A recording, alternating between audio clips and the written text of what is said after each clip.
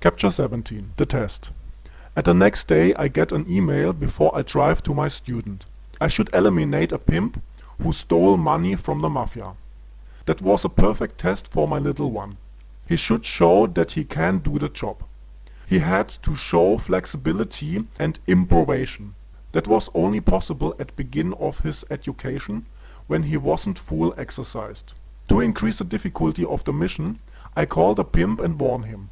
I wasn't sure if he believes me, but that wasn't important. The rules command to call the victim, not that he had to believe it. My test was the professional killer in prison. I killed with a poison cake.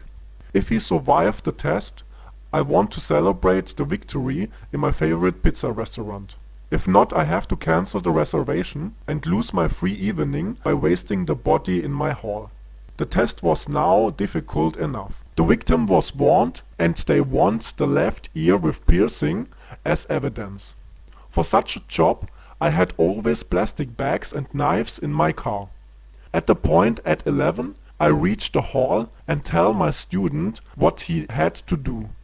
At first we construct a new cover.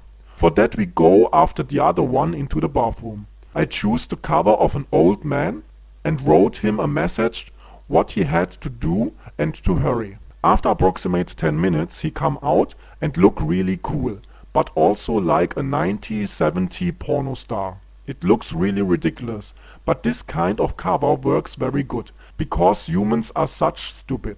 They remember always about the most flashy and unimportant details. It was close to 12, and I said that we come at 12 o'clock. If we arrive too late, the pimp didn't be serious about the warning. I wasn't sure if I could try fast enough to get on the point to the pimp. I was a little bit impatient after he leaves the bathroom, although he didn't need very much time, and I said after he comes out finally, and walk as fast as I could outside. On the street I slow down and walk like my old man cover. On the way to the mission I told him what he had to do. He was obviously not amused, although he didn't know everything. I didn't inform him about the warning. The mission was very dangerous, and it was allowed to give him the following advices. I explained him that the door of this idiot was always open and unlocked for his horse. He was very lazy and didn't want to stand up from his couch to open the door for his bitches. My student should sneak in and observe where the victim is. The former results showed that he mostly sit on his couch and watch TV. After he finds him, he had to shoot immediately and don't talk to him. In the house he had to hide a weapon always. Nobody may see the gun. As less as possible, other people should see him. He should take the stairs. That's the way nobody or only a few people would see him. For that reason he had to avoid the elevator and use the stairs. If somebody saw him, he should look down and don't look directly into faces. Nobody should recognize him also with the cover. It was important that he shoot only with the silencer. He had to produce hardly noises.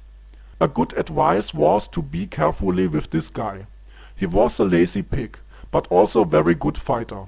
For a better understanding, I told him from the pimp's victims. The pimp liked to beat his victims into the hospital. Attention was the highest rule for this mission. After the job was done, he should cut with the knife the left ear with piercing and store it in a bag.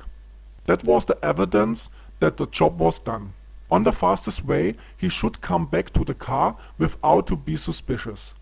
In no case he should run to the car.